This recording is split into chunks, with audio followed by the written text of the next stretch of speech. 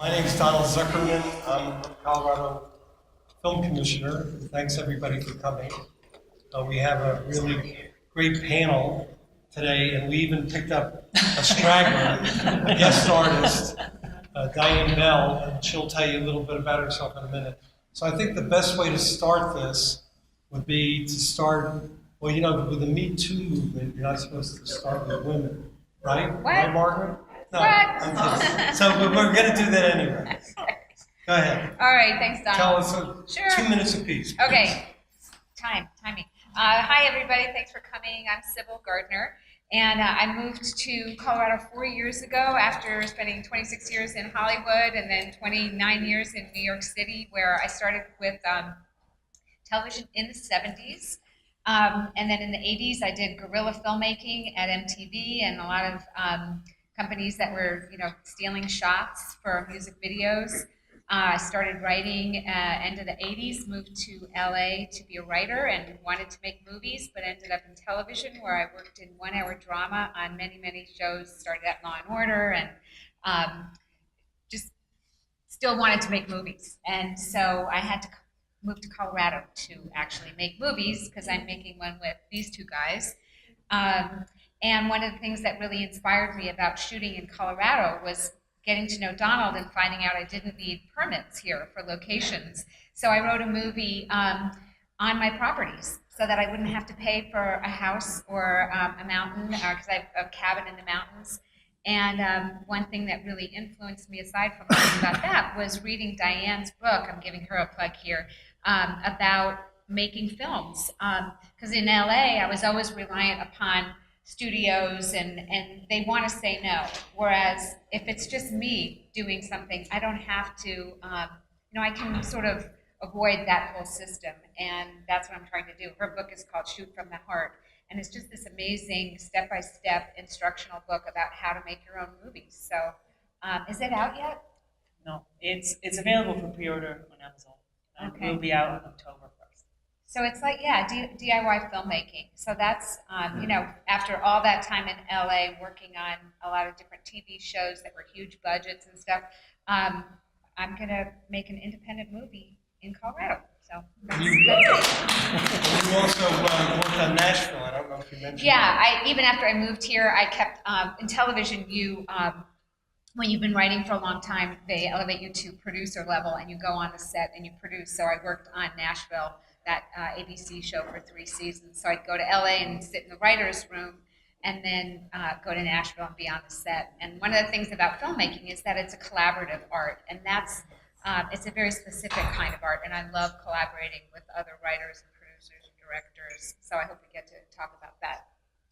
So our surprise guest, Diane Bell. Please, Diane. I feel like a gate crasher. I was just coming to be in the audience today. I am a screenwriter and director of films. I started out as a screenwriter and became frustrated in Hollywood with things not getting made. I used to live in Los Angeles. And so I directed my first film in 2009. It was called Obsoletia, and it played at Sundance and won 2 awards there. I went on to direct 2 further films. I moved to Colorado 2 years ago, looking for just a quieter, gentler place to bring up my children.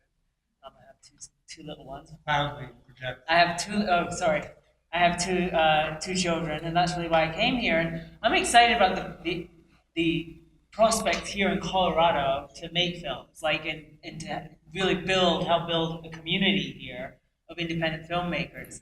For the last few years, I've been teaching workshops on how to make independent films, just like off the grid. And my thing is, though, not just to make them, but to make good ones, make ones that really have a shot at standing out, but with a small amount of money in a self-starting way. And that's what my book is about. I teach these workshops on that theme as well, showing people like how to raise money, where to get it from, what you need to make a film that really has a shot at standing out. And that's kind of what I'm about. So who here has money?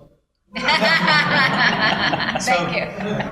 And your film that you mentioned that played Sundance, I think it got nominated for an Independent Spirit It did. It Award. got nominated for 2. Nice. 2. 2. Patrick Hackett. My name is Patrick Hackett. I am a producer and director. I live in Denver. I've been making films in Colorado here for 15 years now. I'm the former president of the Colorado Film and Video Association. It's the largest and oldest trade organization of trade professionals in the state of Colorado. Let's see, I've shot and made films all over this wonderful state. I think I'm up to 40 counties now that I've shot in. Hitting all 60 something would be a nice feather in my cap, and I'm really trying to get there. There's some, we really do have every single landscape that we possibly could want in this great state other than a beach. That's the one that I've really yet to find. I started off working in the production department, kind of worked my way up. I went to film school in British Columbia, so I learned the union system and worked in Canada for a little while. They didn't want me, so I came back to the States and found a wonderful home and a great community here in Colorado, and I look forward to continuing to make great films here. So now let's hear a little bit about the gaming industry. Jeff. So my name is Jeff Litchford. I'm the Vice President of Deck 9 Games. We're located in Westminster. We're about 65 people. So if you think about video games, you think about Donkey Kong, or Mario or something like that. But the gaming technology has progressed to the point where we can actually branch out and have many genres of games that aren't just guns and violence.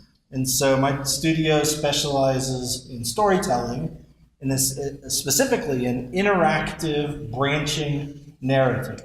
And so I guess one way to look at it would be in film or in TV. The viewer's passive. You watch the story. One of the things that's special about games is that in some sense you become the protagonist in the story. And in these storytelling games, we especially enhance that because you make decisions that the character then follows and that influence the story and the world and the relationships of the characters themselves. We've got a full motion capture studio in our office.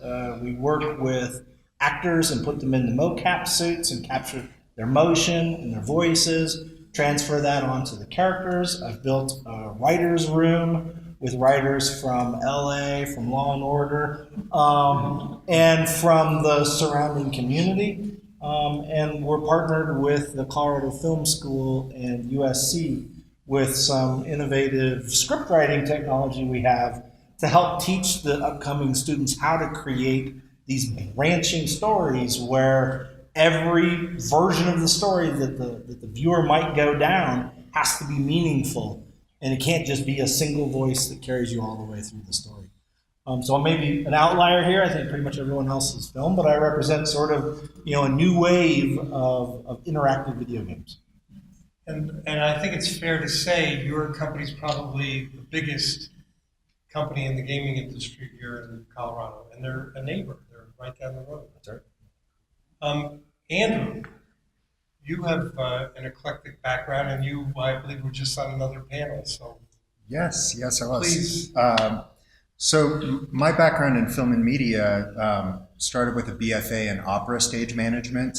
The bug bit me early. My dad was a gaffer growing up. I was on set back when they used to just let kids run around Warner Brothers lot while their parents were working. Seemed like a good idea at the time. Tell you. Yeah. I started a digital agency with my two best friends when I was 19, and then left opera, began working in television for Al Gore at Current TV, doing millennial lifestyle news and documentary content. So going to a lot of festivals, buying content, commissioning content in what we call the viewer created content model. So all modular content that lived both online and on TV. We launched Current TV 2 weeks after YouTube, and you saw what YouTube did versus what Current TV did. So you can make your own decisions about which model was better. And during, the writer strike to actor strike, 2007, 2008, all of my age peers were out of work in California, and it just was getting sadder and sadder and sadder. And a group of us decided that, we had the technology already. We didn't need to be in these coastal areas. So we moved back to Fort Collins and started a company called No Coast Artists, with that ethos of we can feed ourselves, we can make craft brews for ourselves, we can get ourselves high now. So why aren't we entertaining ourselves on top of that? For about $5,000 in 2013, made a feature called Wednesday that was designed to go only to independently owned cinemas across Colorado and build a network there between our own Lyric Cinema Cafe in Fort Collins, and have just kind of kept that No Coast spirit alive. Mostly do music-related content now. We did about a couple $100,000 of just storytelling around music last year. This year we put together sort of an incubator and music video contest experiment in association with the Fort Collins Musicians Association. And if you come join us at the Crest for happy hour later, we'll be showing a reel of both the sort of narrative content and the straight conceptual music video content there. Eclectic is a great word. Thank you. That was kind. You're welcome. So now we have an educator, Burke, and he's I don't know a why I laughed professor at at UNC. Please. Yeah, my name is Burke Hilsebeck. I teach at UNC, just up the road, in the English department. I teach just film history and theory. I found that when I was younger, I wanted to make movies, but I was never very good at it, so I decided I would write about them. So yeah, I've been there for 2 years. I got my PhD at the University of Chicago and then moved to Greeley. I'm really happy with Greeley. But I know all kinds of students here who are very interested in making movies, and some of them are very, very good at it. So it's sort of going to be a joy for me to hear so many people talk, actually, and sort of get to sort of think about my students a little bit in that way. Thank you. So, we are all here in Colorado, and everybody here is trying to either make content or is involved in content creation by training people to make content. What are the prospects here in Colorado, given that we have we're in an incentive desert? Either Jeff or Patrick, since you guys both deal with that world. So I tend to work with, most of my clients are publishers. This is Microsoft or Sony, Activision. And so the client that we worked with on the product we just finished, which is called Life is Strange Before the Storm, their headquarters, or the headquarters that we worked with, is based in London. And so I'm often having to travel around to find the funding that I then bring in to pay for the products that we have. We don't tend to self-fund our own work. The games that we're creating now, budgets are in the $10 to $20 million range. So that's just not cash that we have on hand. And so what I find, that one of the reasons that I'm so glad that we're located here in Colorado is, while the cost of living here is rising, it's significantly lower than, say, in San Francisco or Los Angeles or Seattle. And so I'm able to keep my costs down. There's a fantastic talent pool here. But I'm still, in the end, competing with places that also have significant rebates. And so yeah, for us, this has been a really good place to be, because it's a destination. But I understand in the film world, it's maybe slightly different. Well, before you dive into that, could you just talk a little bit about the incentives in Montreal? Sure, yeah. So when I go to pitch a product, I usually have a PowerPoint presentation, sometimes a sizzle reel we've put together with reference art or concept art that we've drawn. I'm then competing with all the other independent game developers that are out there trying to get that same development dollar. And so I'll go up against companies that are based in Quebec, and they have an incentive where for every person that the game company hires, the region, the province of Quebec will hire a second employee. So essentially, they get half of their employee costs subsidized, and a lot of the decisions are based on the quality that you've produced, that you can demonstrate, the technology that you have, but it always comes down to, and how much is it? And so I find that I have to work extra hard to try to win a business away from someone who's so heavily subsidized. So Patrick, you're predominantly in the pretty low budget filmmaking sphere. How important are incentives to you? So I work in the low budget indie world, and we're talking like budgets between $1 and $5 million. That's our low budgets. So there's two kind of avenues there. There's one they're the projects that I develop locally. They're projects like ours where it's homegrown. The writer's here, the project's here. We want to shoot it here, and then we need to go out and find the financing. The financing, it's where the incentives come in there is that we would get 20% of that off. So I only need to find 80% of my money. If I can shoot it here in Colorado and basically spend every dime in Colorado. So it's a huge incentive for me because I only have to get most of the way there. And then the rest of it comes in and helps me out. The other part of that is when somebody has financing and they're looking for a place to shoot and they want mountainous or they want some sort of location, I'm trying to pull them down here to Colorado. And the first question they always ask me are, what are your incentives? And so we have a 20% cash rebate. And that on itself is not great, but it's alluring to some people. Then they start checking around some of the other states around us. And then they find out that they can really stretch their dollar a lot more than some of the other states. So I'm really battling against New Mexico. I'm battling against some of these other, even California, Georgia, Louisiana. I'm really fighting these other states to pull some of these projects to Colorado because they can go and stretch their dollar a lot more in some other states. Yeah, I'd say that's where the value of the incentive has been for us, is it allows me to go into those negotiations with those international publishers and have some piece of something that'll help me along the way. So it's been invaluable even in just securing the last two projects that we've had. What about crew? Isn't it true that people ask about incentives and they ask about crew? Patrick, you want to go first on that? Yeah, I mean, we have a great crew here. We have a deep crew base here that is hungry to work. There's a lot of, we go really deep. There's a lot of old guard here that used to work on the Perry Mason days, Father Dowling, so some of the older projects that kind of put Denver on the map. And then now we have some of those people that are kind of taught some of the younger generation, like Fast and the Furious, Hateful Eight, some of the other, Our Souls at Night. Our Souls at Night.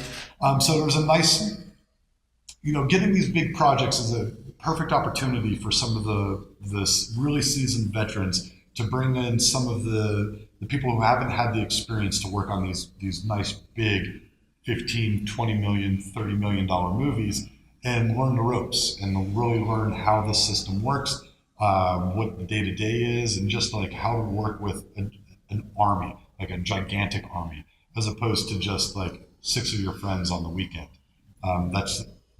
There's a place for those movies, and then there's, obviously the megaplexes have a place for the bigger movies. And Jeff, you've grown your company from a handful of people in a few years to, I think you said, 65 people.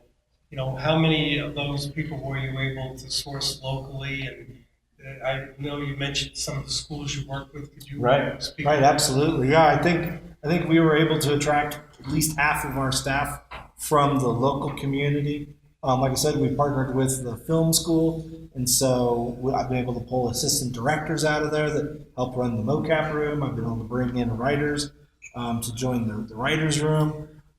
We hire actors to come in and do the performances. Those are all coming from the local community. And people really want out of Los Angeles, and so that's often where I can attract talent, is people who want to escape that experience. And this is where they want to come. And also, like with the film school, the Colorado Film School, What they're fundamentally doing is training people to go to LA. And so we're giving them a place where, they're often, kids that grew up in the region. And so this is a way for them to stay in Colorado and find work, doing what it is they want to do, rather than like, I know that as soon as I graduate, I have to leave and go to the coast because that's the only place where work is. So we've really had a good success with the schools and then just bringing and attracting people to Colorado. So Burke, what's going on with your kids who are studying, and what are the prospects for them, and how are they? It's really interesting just to hear Jeff say that, because so we have a small program here, but thanks to a grant from Donald and these guys, we just offered our first production course. You got it. That's right. The taxpayers via Donald. We just offered our first production course this spring with a Boulder-based filmmaker, Emily Upsack. And that went really well, but I'm really struck by, I'm only been here for 2 years, but I'm always struck by, we have so many really talented, really eager students who just have exactly that thought, sort of like, okay, what can you do to kind of get me out of here and then on to LA? Or, And who do you know? Who can you introduce me to on the coast? Yeah, exactly. And it's, especially at a place like UNC where it really is a lot of in-state, a lot of local kids, and then and a certain interesting number of first-generation kids. It's like you don't want to see them run off and do that. You think, oh, stay here. You're so connected to this place. There's so many interesting things to do here, but And the kids would like to stay here. Yeah, if absolutely. Opportunities here. Yeah. Great. Now, Andrew, could you talk a little bit about the local ecosystem for film here? Sure. So Northern Colorado has been kind of lumped in with Denver, I think, conceptually for a long time. And that's for good reason, because a lot of the jobs are down in Denver, or you get on an airplane and go to the job. And that still is largely true, but I think we're starting to net some more of those opportunities back.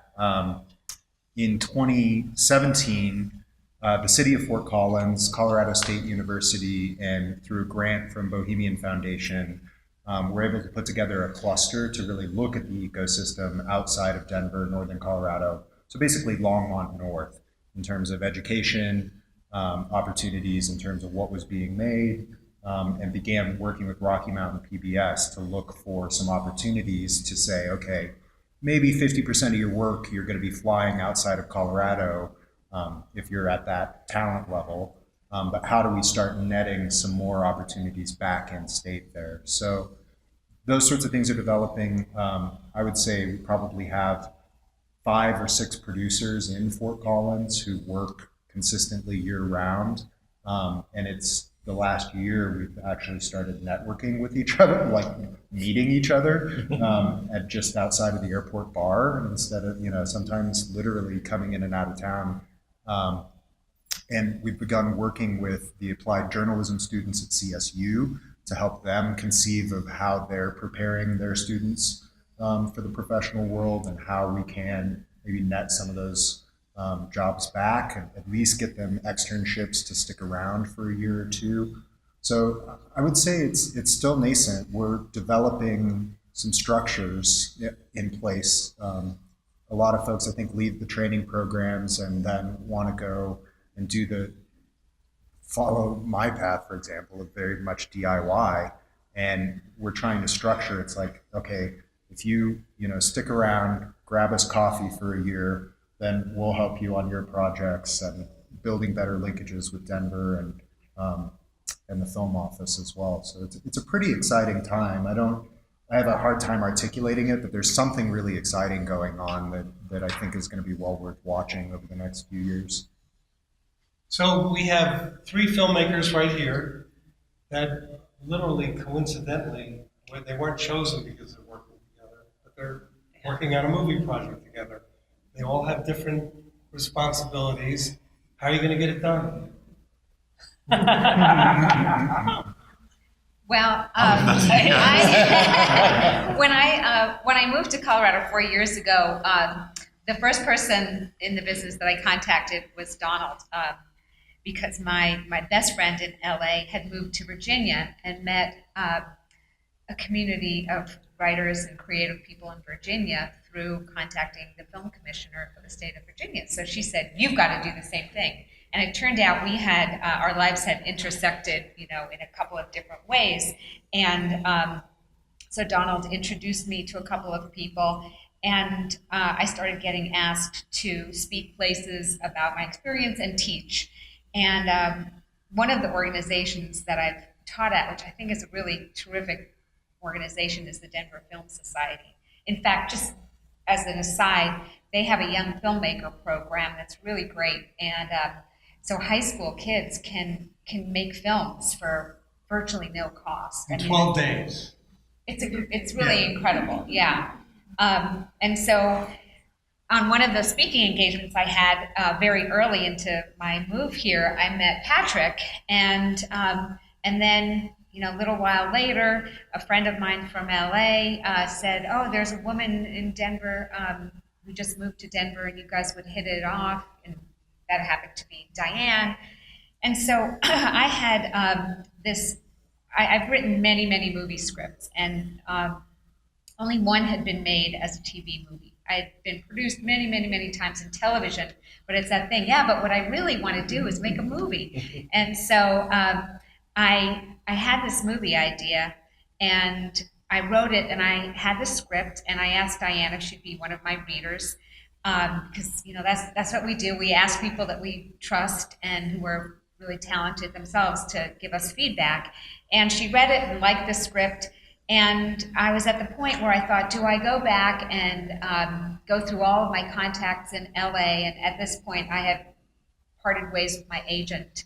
But I have many, many friends there, and I thought I could take the script and I could go back to LA and try to get somebody to buy it or get someone attached to it.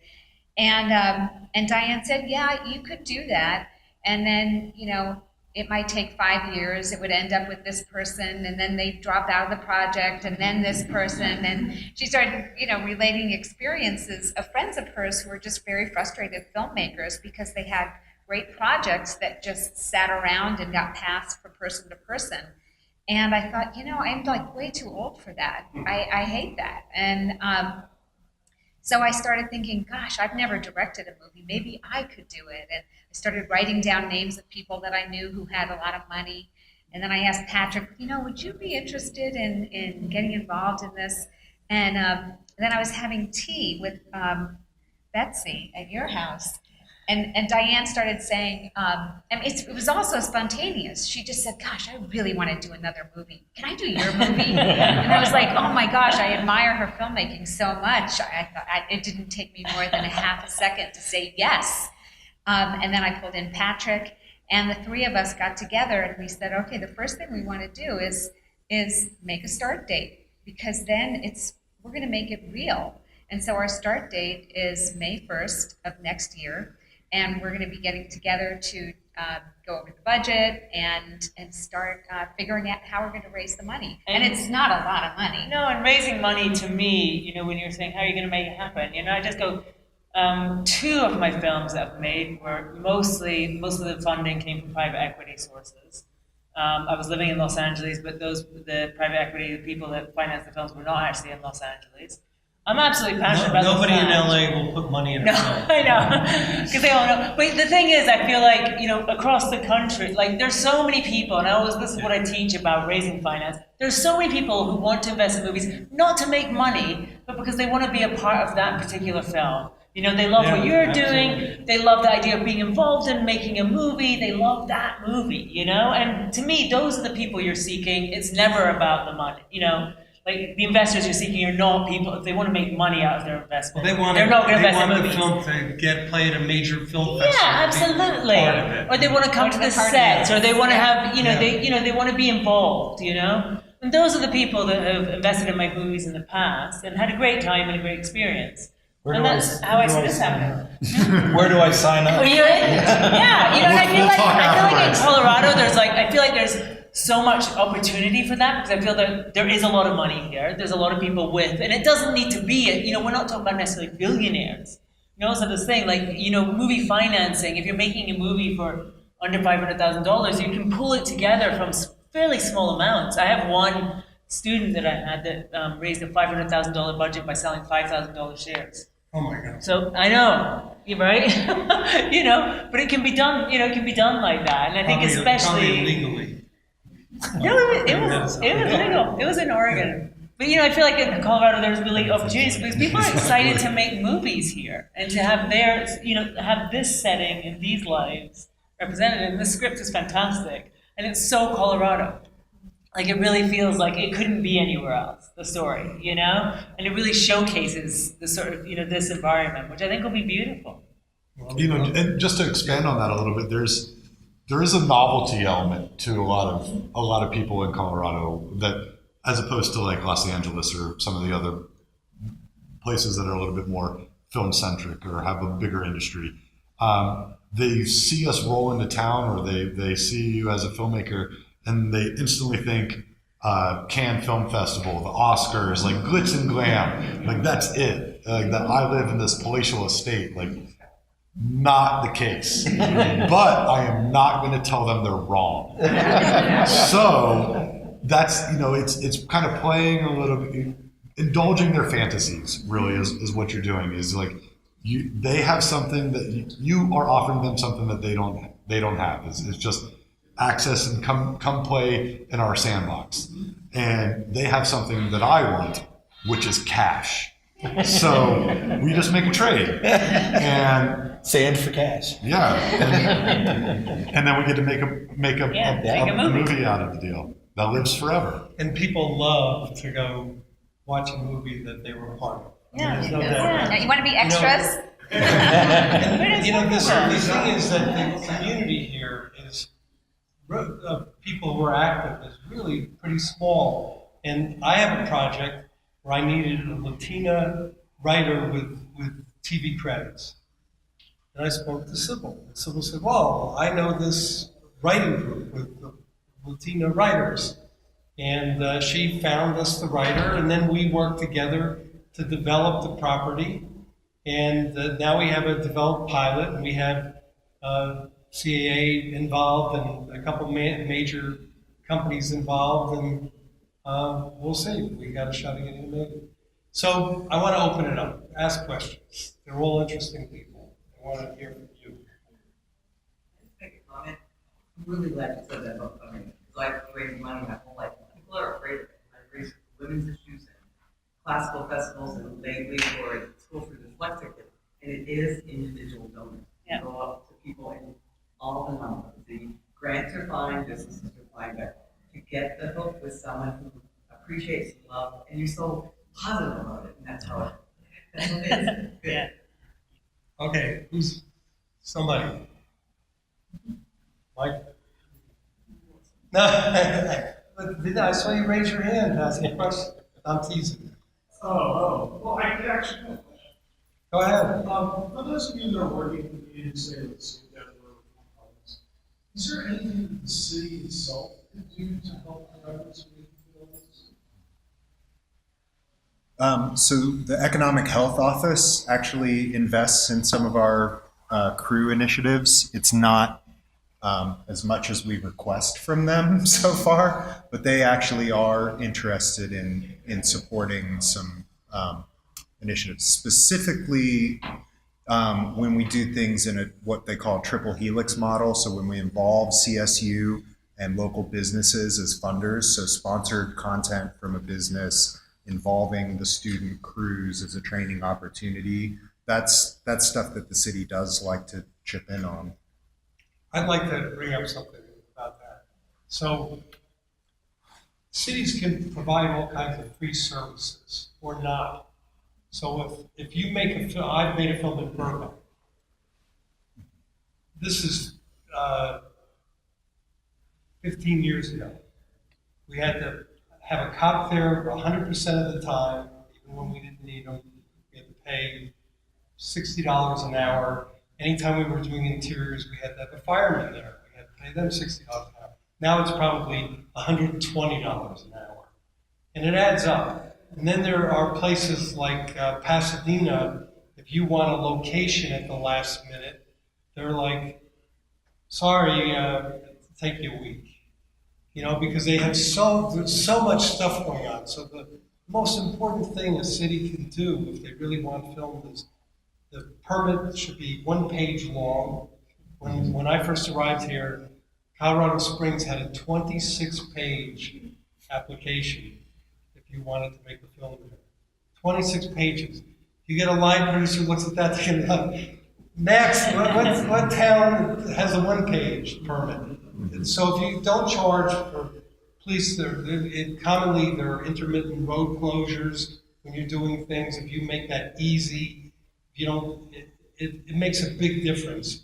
People want to come where it's easy and they're not nickel and dime to death. And so we can have a 20% incentive, and New Mexico's 25% and 30% for TV, and Utah's 25%. But when we're selling to somebody to come here, we tell them that they're not going to pay a lot for locations here, they're going to get a lot of stuff for free here, and that can make up the 5% difference. And just to add that, I live in Denver, I work in Denver. City of Denver is very helpful. The permitting process has gotten a lot better. They staffed up a little bit more so that we can move permits a little bit quicker, because they used to all be one department that dealt with permits for everything from concerts to closing down a street. So, and it was like one dude that ran all of that. And I feel like he only worked like 2 hours a day. It seemed like he was never there.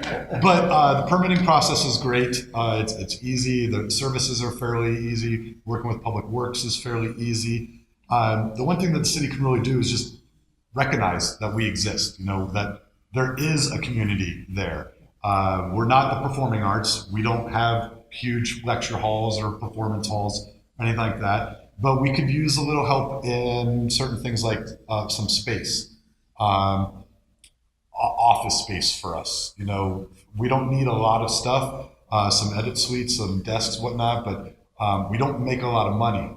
And Denver's rents are astronomical compared to what we make. So a little bit of help in something like that. You know, a little bit of help of maybe partnering professionals that work in the city of Denver or around Denver with some of our local colleges to work some sort of mentorship, apprenticeship, to bring up them, to keep students there, but also to kind of get them on the page quicker, so that when they get on set, they know what's going on, they know what they're doing, and they're integrated into the community a little bit faster. And then the last thing would be to help us get stuff like you know, some screening rooms or big color suites, or, you know, some of the more businesses that no one's going to come and pop down into our community because it just doesn't make fiscal sense for Deluxe or some, you know, some of these other places to come and put an office in our city. So some help of showing them some benefits and helping us pack that thing and make it economically feasible for them to show up. I just want to add one more thing, and then please, like Philadelphia had a free sound stage. That was attractive. People would say, well, if I can use that sound stage and I use it for free and I'm going to shoot there for 5 weeks, a lot of interiors, saves them a lot of money. I just want to say, I'm from the little town right down in southwest Colorado. We've actually talked to a school grade county there about what we can do to incentivize people coming to shoot in there. It's a pretty smart state. But what I love about what you're saying is how it really fits in with the greater district program. And it just seems a lot of what you're saying just echoes that, how that program has raised a lot of our local communities' visibility. And I think this would fit. So I think you reach out, for instance, to like the Rhino Creative District to see if somewhere in Rhino there's some space. Actually, my studio is in Rhino. Is that Yeah. And we did side stories together in Rhino. We worked with the Rhino people. But I have a special circumstance where a friend of mine bought a building 15 years ago in Rhino, who's also an artist, and then I got in 10 years ago, and when no one wanted to come down into Rhino. Everybody was afraid of it. So I am very lucky to have gotten in when I did, but all of the other artists that were around us are all gone. There's a couple galleries that are still there, but now we've got hotels and gigantic digital health centers and So is Ironton still there?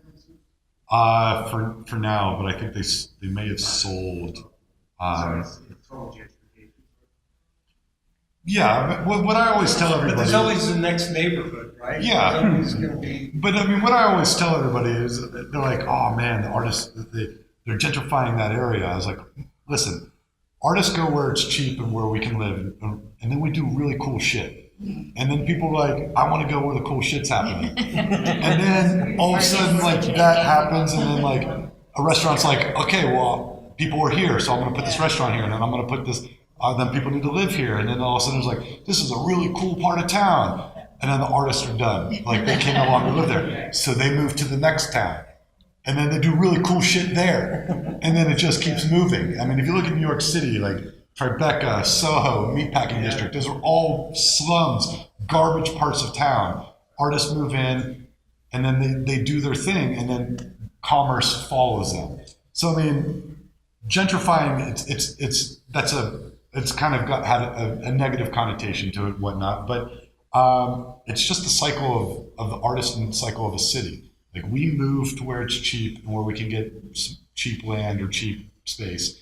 We do what we do, and then everything else follows us around. So if you want to know what's going to happen next, find out where the artist is, buy property there. Well, but I think what the creative district firm is trying to figure out is how to be able to keep the artists there. Mhm. With the space to create. They're trying. They're doing what they can. But not every artist is going to get one of those spaces.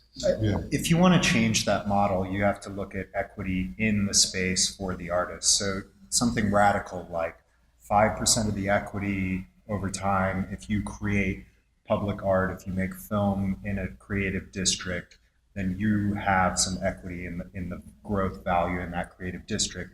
It keeps your creative core anchored there over time. There are some small places like that. There's some things like in Marfa, Texas, and other places that lab around with that. But it typically, I haven't seen,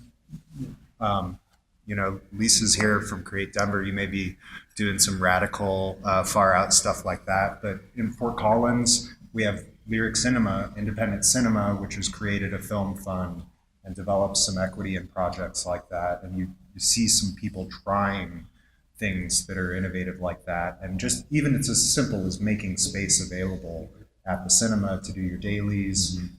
Fort Collins Museum contributes for the VR, AR community there. You can go and test your technology, your games, your content. And oh, by the way, Microsoft is developing the HoloLenses there. NVIDIA is making the chips that run it there. So, these things are happening, and there are some interesting conversations around the creative districts about how to support that. But if you have a voice in that, I encourage you to push harder for equity positions that keep creative communities intact That's long term. brilliant. And I wanted to hear next, but I just wanted the professor, I wanted to ask you if there's any opportunity on the campus, because you have all kinds of space and space that isn't even used part of the year. Yeah, that's right. That's right. And, well, the university's just building this new commons center too that has all kinds of Wow. tech and so forth. But especially the School of Performing Arts here, that's performing and visual arts at UNC, has all kinds of really talented students and equipment there for sure. I don't know about the sort of specifics of it. I wish I did. Yeah. Do Please. you think like communities, I live in Alamos, that's 10,000 people. Do you think that we have a lot of empty buildings that don't get used? What about like Marfa, who offered it freedom to creatives to come to it? I mean, we have stuff that is just going to fall apart if we don't, It's a great idea, because otherwise, at least if you have people and they live it, but I like the idea that they also own a piece of it, so that if they give it to them, well, that's perfect. You're right, that's perfect. Detroit, they were selling homes Yeah. for $5,000 Yeah. because the home, and they were beautiful. Yeah. Please. So I'm an independent filmmaker located in Denver, and this question's particularly for Sybil and Diane. I'm just curious, when I left film school, I had a lot of folks say, oh, if you want to do this, you have to live in LA, you have to live in LA. But I love Colorado, and this is where I want to be. So I'm curious what advice you have for an independent filmmaker who is dead set on living in Colorado and making this their film home. Make movies here. It's really simple, you know. But seriously, I am absolutely convinced right now. There's no reason that Denver couldn't be like an indie film center the way that Austin, Texas, or Portland, Oregon is. You know, there's absolutely no reason, and the way that that will happen is that if we stay here and make films here, and then also I think the thing about that community is support each other in doing that, you know, and so just the importance of people coming together. So it's great to meet you and let's chat afterwards. But I go like, you know, just like make, you know, stay here and make films. There's no reason not to, you know. It's like the idea that you go to LA is if you want to be an indie filmmaker, like no, don't do it. You know? If you want to work for the studios or TV, you know, that's another thing. But you know, you go if you want to be an independent filmmaker, you know, do it here, raise money, make it happen. So we have really become an epicenter for top quality documentary filmmaking. And we had 3 Oscar-winning directors who lived here. And now one of them is in the Bay Area, Luis Ejios, and Daniel Young is in LA. So we could keep more people here if we had more money in the system. And that's one of the problems that we have, that we lost. They might come back, but right now they're not here. Can you explain that? What happened to the film? Well, we don't have any incentive money. Look, we spend, let me put it in perspective. New Mexico spends $50 million a year in film incentives to have people come here. Utah, I think they have 40% of our population or something like that. They spend $6.8 million is allocated each year, and they almost always top it off with a couple $1 million of additional allocation. We got $750,000 this fiscal year. So we get people who want to come here. We've had Steven Soderbergh wanted to do Mosaic here for HBO. They went to Park City, Utah, because we offered them some money, but it wasn't enough money. We have a major actor, filmmaker who is looking at us right now, but when we told them what we could offer, they were like, we can't do that. So who do we call her? Your Our legislators. legislators. Yeah. But I was going to add something to that, which is that the business is always changing, and technology is almost driving the changes in the business. So don't just think about feature films. I'm not really a huge fan of shorts, I have to say, because I love storytelling. But you can do great storytelling in a web series. Or my daughter, who's 15, her best friend is a YouTube star. We live in Longmont. This kid at 15, well, he just turned 16, he has like 2 million Instagram followers. He flies around the country doing stuff because of YouTube. So, you know, you can use your creativity to do the next thing, and the next, you know, technology will catch up with it. And who knows when we make our movie, who knows how we'll be able to distribute it by then, you know. So, you know, just think about all the possibilities. And we now have companies like Facebook, which have gotten into television, and they're doing series like they did the Von Miller series here in Colorado. They're 12 minutes apiece. They're not 30-minute shows. They're not 1-hour shows. I mean, 1-hour shows were never an hour anyway. But putting that aside, they're 12 minutes apiece because they're aimed at people with a short attention span. Many young people don't want to watch something that's an hour. They want to watch something that's shorter. And yeah, it is a little crazy. But it's a fact of life. They're the next generation, and they look at different things, and you know, they don't go to the movie theater. They're not that interested in going to the movie theater, apparently. The Does it take?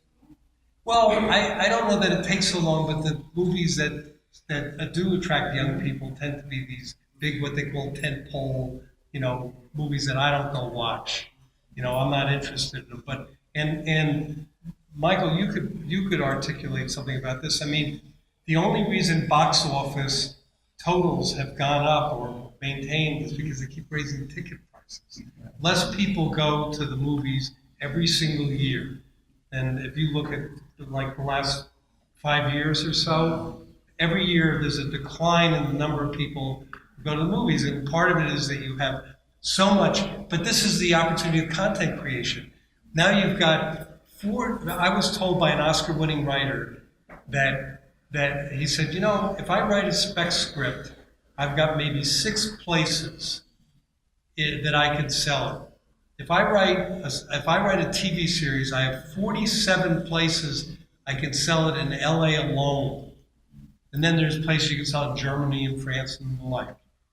So there's just so much content being created. Again, I think 4 or 5 years ago, 300 hours of scripted series television was made a year, and last year was 475 hours.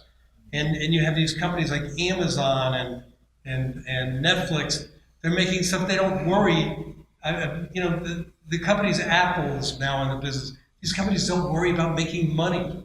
They want to make stuff. They want to grab market share. So there's an opportunity for filmmakers that didn't exist before. And like Sybil says, somebody could make the next great little series on a phone, or and attract one of the big players.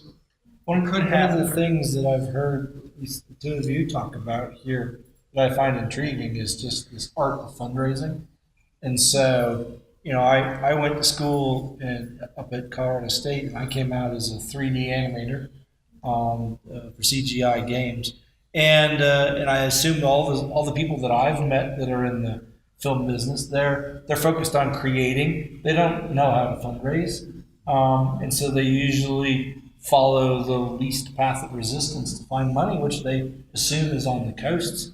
If there was some concerted effort to teach how to fundraise, even teach students in the schools, teach the film students how to fundraise, then you might find that there's a whole community of millions of people in Colorado who would love to contribute to $5,000 to these projects, and they don't know that those opportunities exist, and the people that would stay don't know how to ask, and so they just leave. And it's really not. Really. But you just don't know how, and it's not your skill set, it's not your personality. Yeah. Well, that's what producers are for. What? That's what producers are for. But then, fundraisers in the nonprofit sector are very big producers. Yeah. Oh, you're right. It's Yeah. a same Executive skill producers, set. sure, yeah. No, I would also say that the converse of that is true. Is we also need to understand or educate the investor class of what it's like to invest in feature films, what to expect, what kind of returns you're going to get, how this all works. Like, do you just sign a check and then we just give you a movie? Like, how does this all work? There's like this big, huge question mark when someone's like, I kind of want to get into the movies, but I don't understand how any of this works. So it's educating both sides. It's educating the people who need the money and how to ask for it, and the people who have the money who want to get involved in it. Who to seek out, how to vet a project, how to know if this is actually something worth getting into. Do I give my money to my nephew, or do I give it to this person who has serious credentials? There's certain things, because that's the problem. Is someone's like, I gave $100,000 to my nephew, him and his friends. They went and they made this crappy other movie, and I'm burned on it. I don't want to do this anymore. And unfortunately, if we could have gotten into something that was a little bit more put together, a little bit better, they may not have been soured so quickly. So it's kind of educating both sides of the coin there. It's also you have something to sell, like you were saying, like people want to connect, like classical music festivals. People want you have to have events, and you invite the performers, and they want to shake their hand. It's the same when the movie would open. performers. They all want that other way in, that they're part of it. Broadway is like that. I mean, you know, I think a third of shows make money. The other 2/3 lose money, but there are people who want to be involved and they take the risk and they can afford to take the risk and they do it. And I've seen that in the film business. I think there's an exception to that, which is crowdfunding. And I see a lot of films that were funded, he's got like a huge boost, like crowdfunding. Yeah, crowdfunding. You don't have to think about getting $10,000 from someone. A lot of people are involved and, you know, you do things like, oh, you know, for such and such amount, you can come to the premiere, or you can get a teacher. You got to have the network, though, because otherwise, if you're crowdfunding, if people don't know that it's on, you know, on GoDaddy or whatever the different funding Kickstarter or Kickstarter, they're not going to find it. So you've got to be able Yeah, to yeah, say, yeah. I got an email list of 1,000 people, and I'm. You don't need a list of Or a couple. Well, and you're seeing a lot more teams that have a marketing producer and a crowdfunding producer in pre-development who work on the story as well. So that those kinds of things are possible. And there's a really great book, Crowdsource Fundraising for Filmmakers. I'm going to try and think of the author so I can tell it to you. But there are some really interesting models. And when you're looking at VC money, what are you going to do to de-risk their investment for that?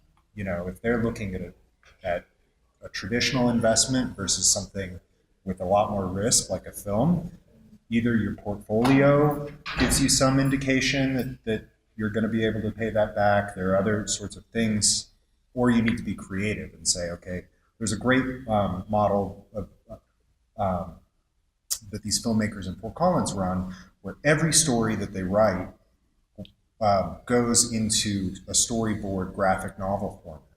And so that pays for itself, and they get audience feedback on the stories of what does and doesn't do well.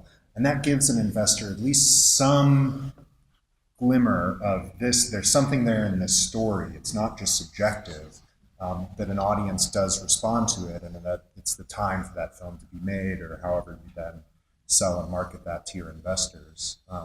But keeping in mind, how are you going to it's a traditional VC mentality of what de-risks it, and then we'll give you the money.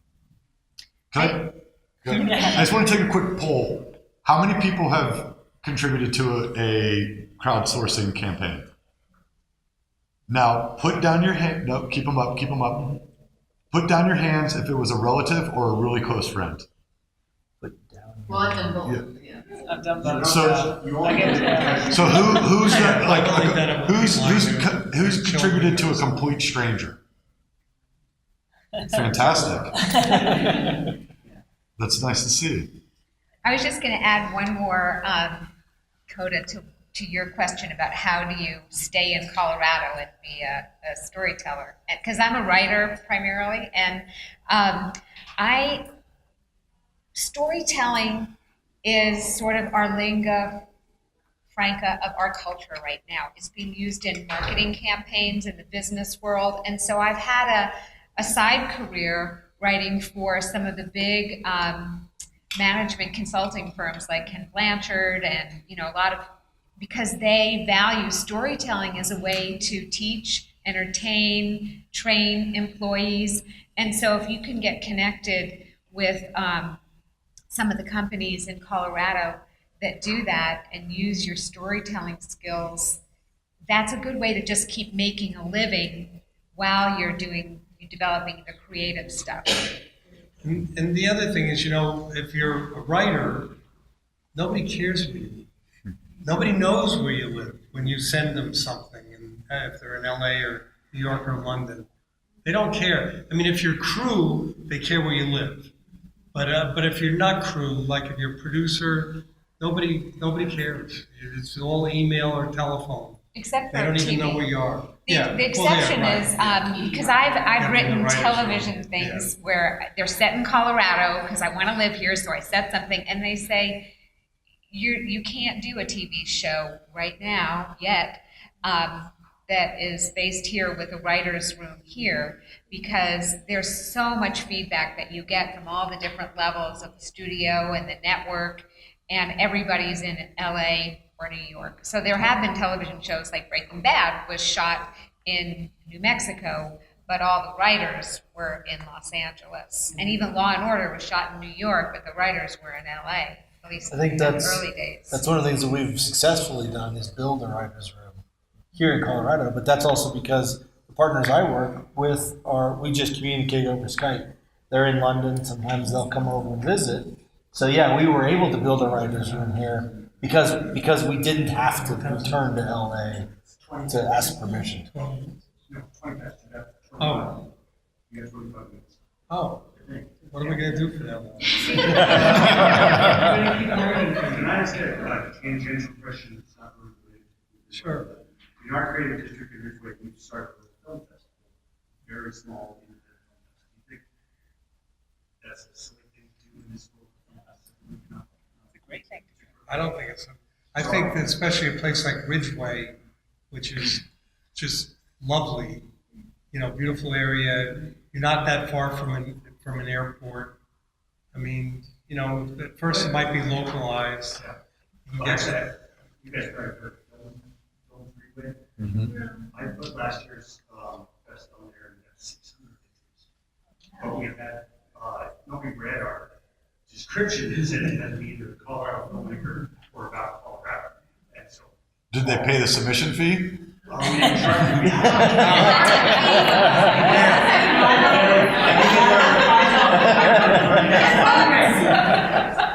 So, I'd like to get some of your cards so that I can send you our information.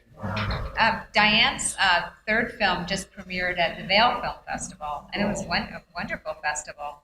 Cool. You gone to this radio? No, I haven't. I'm from Durango, and that Oh, Liberty nice. School has.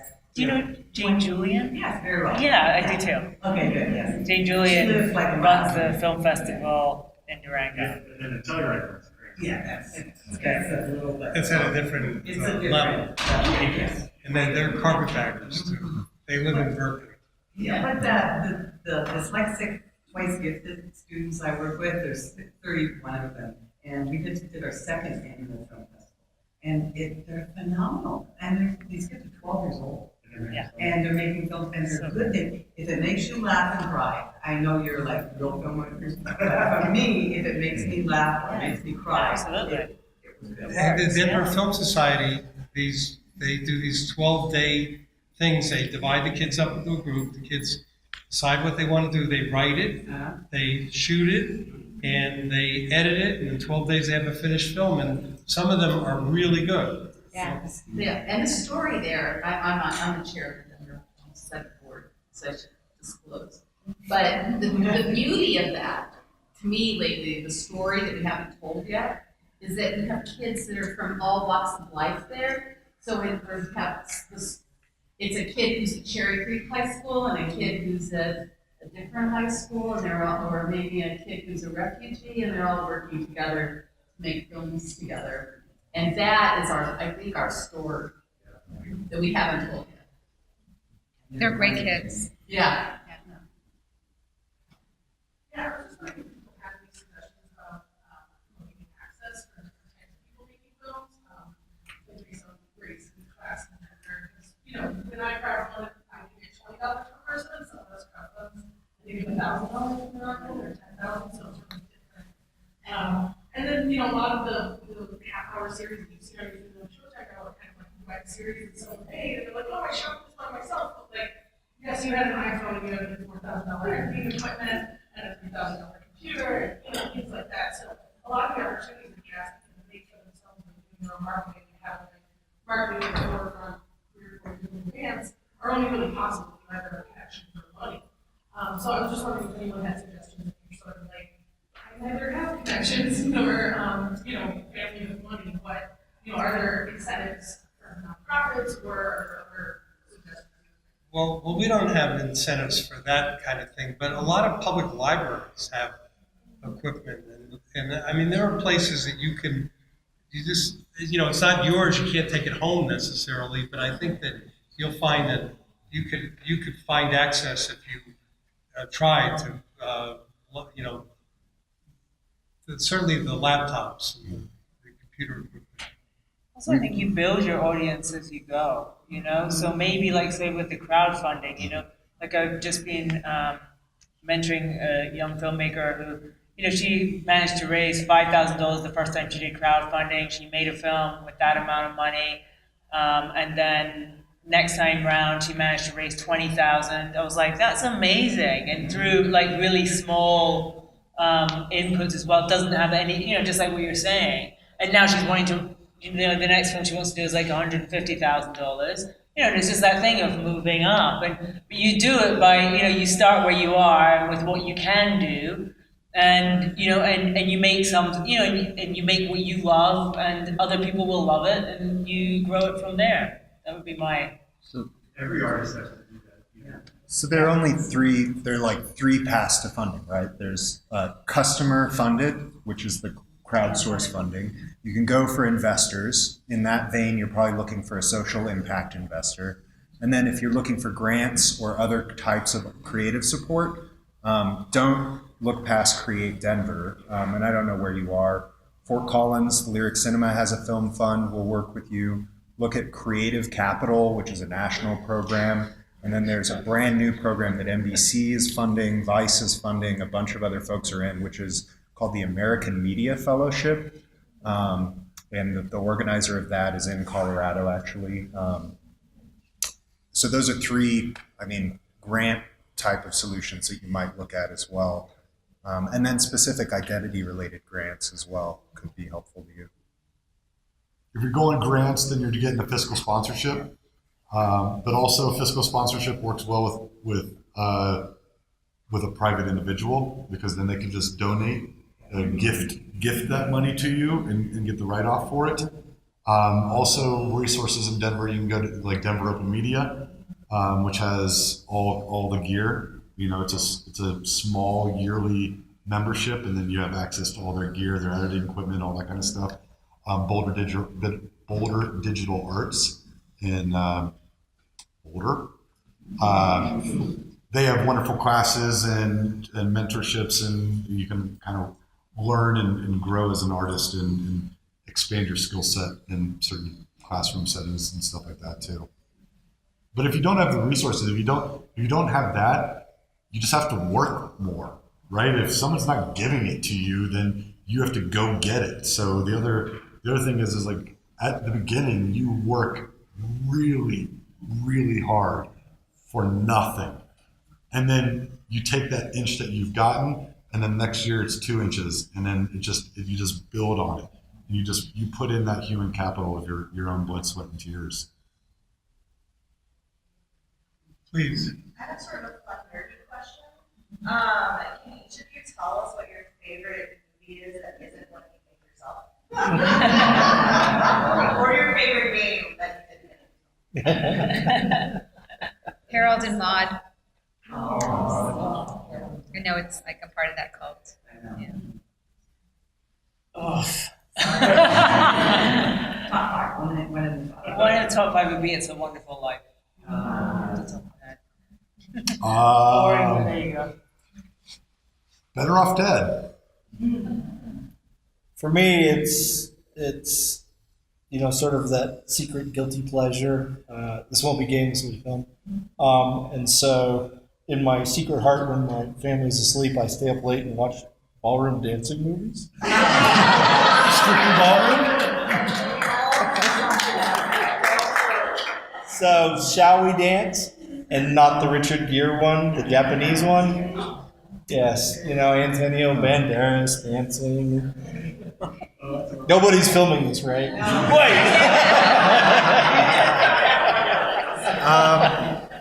There's a strange little artsy movie called Short Bus that for some reason, like once a quarter or so, I've got it.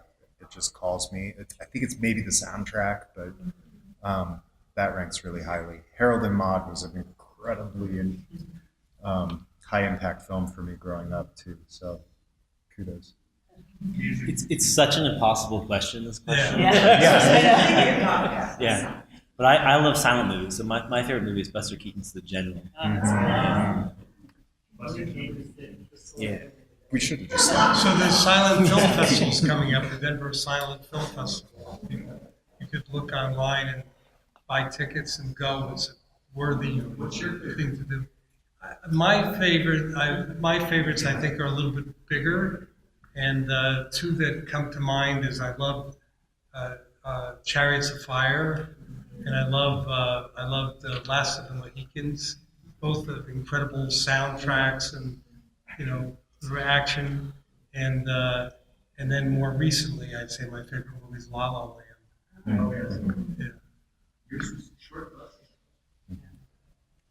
One of the things that I'm intrigued by, and I'm seeing this with Soderbergh out in LA, some of the stuff that's happening at Amazon, Netflix, and that is bringing interactivity into storytelling. And we're at a very nascent beginning of that.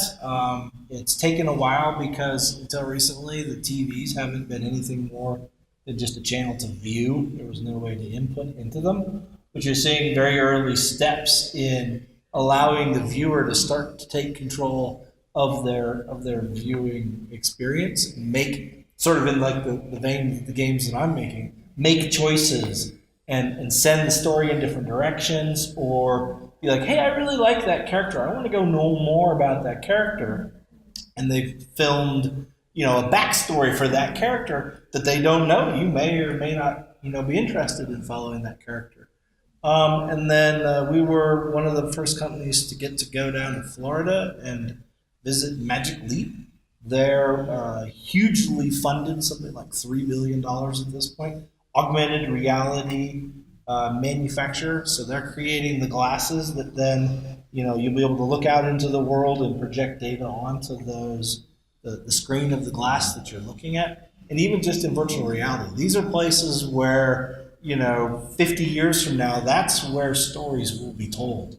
And we won't watch traditional TV shows or films quite as much as we do now. I know I'm in kind of the wrong crowd to say that. But the point being is we're on the cusp of a big innovation in how we interact with the stories that we love. And so, at some point explore that, especially if you're a young aspiring filmmaker, you're perfectly positioned to get into that field. While those of us that are getting older, we're just going to live and breathe and die with our silent films. But it's just a really intriguing and interesting place that's happening. So, correct. There's Late Shift is an app that you can download, it's an app, but you would download it on your Apple and Android devices, and it's one of these branching films where they filmed 5 hours of content, and you play it for 40 minutes. So you can play it again and make different choices, and it plays out differently. Does anyone remember an NBC show called Quarter Life back in 2006? So they wanted to, after each episode, you would give feedback, and then the writers would scramble for the next week to tell the story that the audience wanted. And the network only gave them, I think, a month and a half, and then pulled the plug. But that was really ahead of its time. And at the same time, Fox Interactive, they had just bought MySpace, and they developed technology that was looking at your facial tics, right? So you may think of the clunkiness of AR, VR technology now, where I have to swipe and grab and haptics on my hands to experience it, but the technology exists already, and Magic Leap has got some licenses on some of this stuff. I haven't seen them use it yet, where you're just in the film all of a sudden, and the world goes away. So it's like holodeck from Star Trek type of an environment, which I find really exciting. So I was working with Magic Leap to design an idea that we didn't end up doing this with them. We instead went and worked on the Life is Strange product. But what I had proposed was I wanted to sit with Kublai Khan and talk and use adaptive AI and build a knowledge base for him and actually talk with somebody from history. And this would be an augmented reality, so I could see him sitting here with me, across from me, talking, gesturing, getting up, walking around, and he would then describe things that would happen. And it would bloom into view, and I would see the Mongol hordes running across the steppe, in my vision, just looking here and talking to this guy. Stand up, walk around, be able to interact with these things. I mean, storytelling is really going to change. And really it's going to go at the pace of technology, but technology is really going fast. You can do that now. Yes. Soderbergh, Steven Soderbergh did one called Mosaic. Yes. Yes. Yep. And they That's the wanted to one come that they here. were going to film here in Colorado, They- but didn't do. Their executive, we had some money. We were getting $3 million a year at the time. They told us that the budget was $18 to $20 million. We offered them $1.5 million to come. The executive producer said, I went to Boulder, I lived in Durango, I wanted to come here, I showed Stephen pictures, and we're going to Park City. They got over $3 million. So it's a business decision, it's, Yeah, lots of money. yeah. Yeah, and not only money, but we mentioned I worked on a show called Nashville, and it did amazing things for the city. I mean, the city, people started going there as a tourist destination. It did stuff for that They eat the country chicken. music. What chicken? Nashville hot chicken. Oh, hot chicken. It's okay. And people started, young people in their 20s started moving there, and so it had a huge impact on the city. Now, I honestly don't know whether Colorado wants that kind of impact because there's such a population boom here now. It's like, no, it's a horrible place. Don't move here. On Facebook, like, oh, you'd hate it. It snowed May 5th. Don't come here. Yes, sir. I write a lot of music, and one of the things that I hear frequently, people when they listen to it is house. And I think that's really cool because writing, I'm thinking kind of in that storytelling mode.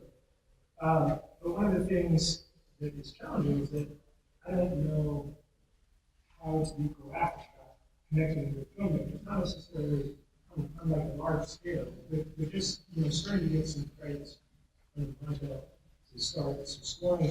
I don't know, is there a way that I can be proactive about? So there's a composer. Would you answer that question? No, I'm just listening. Or would you like to answer that question? I couldn't hear the question. He writes music, and he wants to know how he can get in touch with filmmakers and get proactive and maybe do some composing. The age-old answer is develop those relationships with somebody who likes you already, who trusts you already, a director, somebody, and they have a project, and you're available to do their film or musical or whatever. That's you start where you are.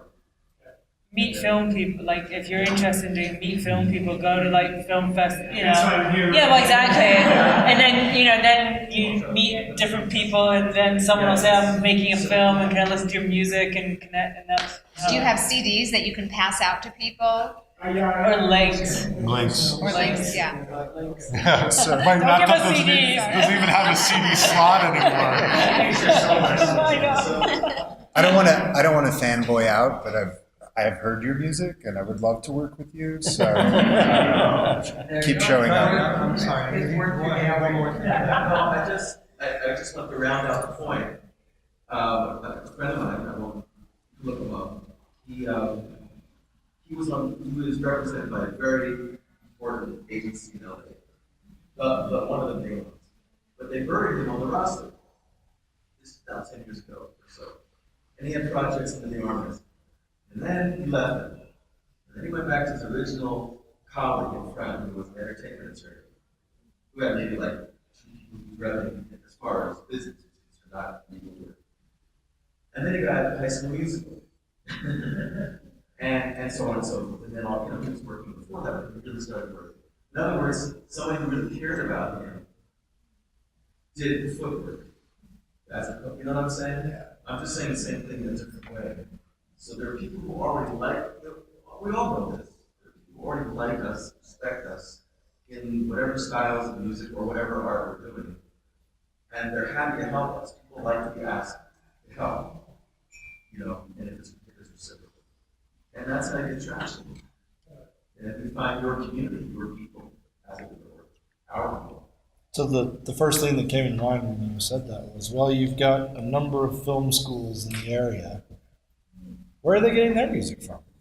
I always kind of just assume that they, like, the film students, like, go to the music department. And yeah, I don't. it's like a composition major. I think they probably buy their music off of SoundSnap. Or just rip it. And so go to the film schools and say, hey, I've got a series of music that I'd love to see. Does it fit any of the student films? But again, that's just, you do have areas or people in the area that are generating film.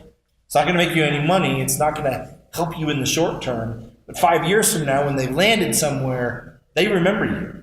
And that's where it really starts to pay off is you build that network, and then as they grow up, then they become useful. So probably the best things that have helped my careers are the times that I've been laid off. And so I work with 100 people. We love each other. We all came together. We worked really hard. Now they're shotgunned across my industry. And as they start to grow, suddenly I know people everywhere. When before I'm just a Colorado kid, how would I ever know anybody at Warner or any of the film studios or any of the game companies? So yeah, layoffs were really helpful for my the business side of my career 15 years later.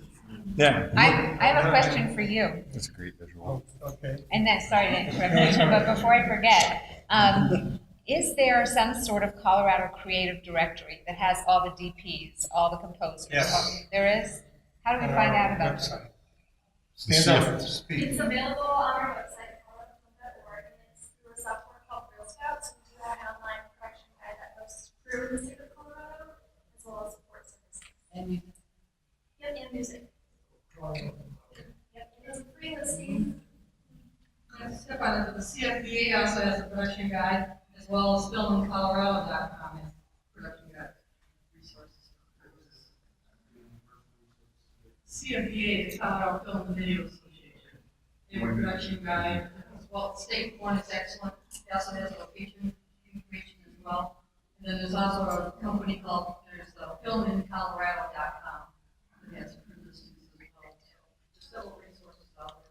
Yeah, Justin, Film in Colorado hasn't been updating that in a little while. I'm not sure if that one's still as up to date, but the other two are absolutely, daily updated.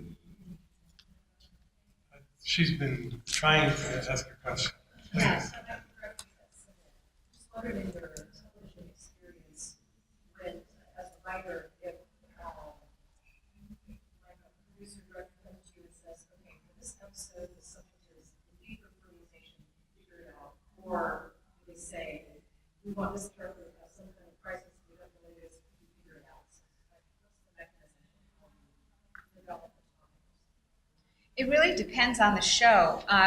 For procedural shows, which would be like, a Law and Order or a How to Get Away with Murder, or, different procedural shows, a lot of times things come out of newspapers and current events, and they figure out how to adapt that to the particular show and format. For other shows, it's really, for dramas, often it's based on characters, with Nashville, which is basically a soap opera set in the country music world. The writers come up with the ideas generally. Sometimes when stars who are on shows have producer credits, they might have an idea, and so that then gets filtered down to the writers. But generally, it's not, I worked on a show called Hawthorne, which was Jada Pinkett Smith played a nurse in a hospital, and so we had to look up a lot of different medical issues, like the right to die or things like that, and figure out how to tell a story using the characters in the show. So it depends on the show, I guess. So a follow-up question would be, is it generally the showrunner that's making these decisions, or is the room collaborative enough that anybody can come up with ideas that can then grow into an episode? It depends on the show. It depends on the showrunner. And so with the shows that I've worked on, anybody can come up with a writer's assistant, a PA could pitch an idea if it's an open environment where everybody's voice is heard. I had an idea. I worked on a show called Profiler one time, and I was married back then, and I had this huge argument with my husband about ultimate fighting. I just thought it was just ridiculous, and he thought it was really cool. And so I took that revulsion that I had about ultimate fighting to the writer's room, and I said, why don't we do an episode about somebody who's orchestrating fights to the death and getting people to pay to watch this sick shit? And, you know, that, so I had to sell it, because when you're a writer on a show, you have to be a salesperson too, not only a collaborator, but you have to take an idea like that and say, okay, how am I going to take that idea and have it work in the format that we're doing, and then sell it to the rest. I was like the baby writer on the show at that point. And I sold it to them, and of course they completely changed it and ruined it, but that's the price you pay when you're a baby writer. But yeah, I've seen on Nashville, one of my oldest friends ran that show for 4 seasons. And she was the kind of showrunner who really believed in elevating people. And so the writer's assistants went from being assistants to being writers on the show, and they would pitch ideas all the time. So it depends on the boss. You know, it filters down from the top. So I think we're out of time. We'll have one more question.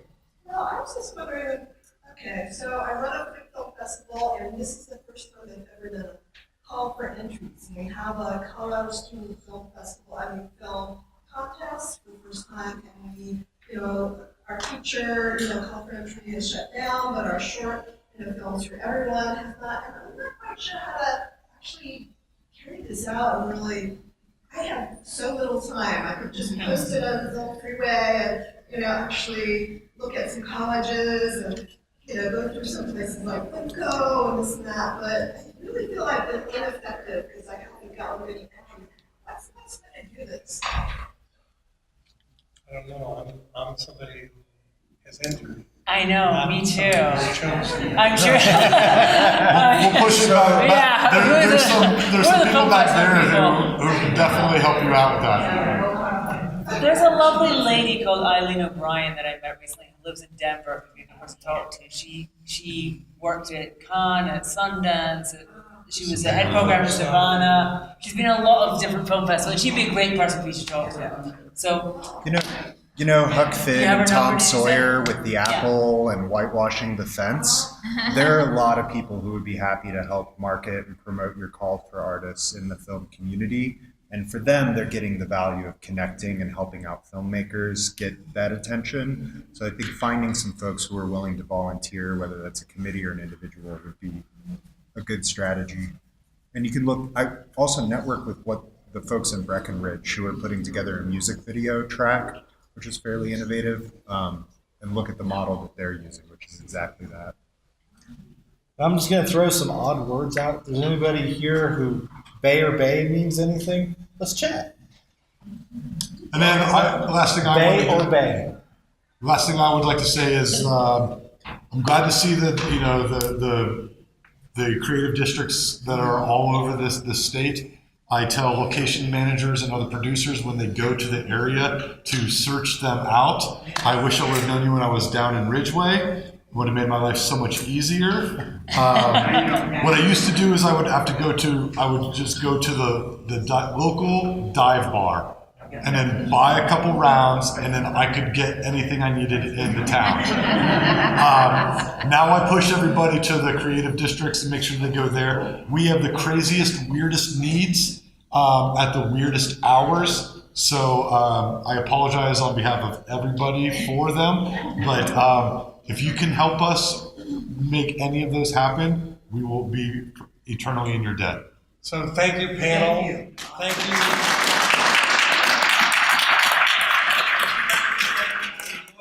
For not only coming but staying.